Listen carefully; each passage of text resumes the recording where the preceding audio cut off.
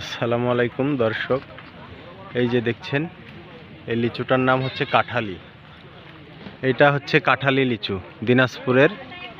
এটাও একটা লিচু, চায়না থ্রির মতো দেখতে, কিন্তু একটু ছোট সাইজ।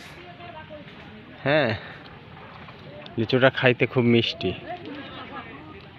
প্রচুর পরিমাণে ধরে আছে এই গাছে কাঁঠালি লিচু। দেখেন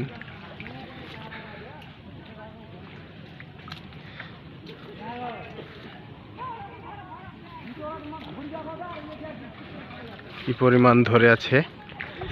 হ্যাঁ, থোকায় থোকায় কাঁঠালি লিচু।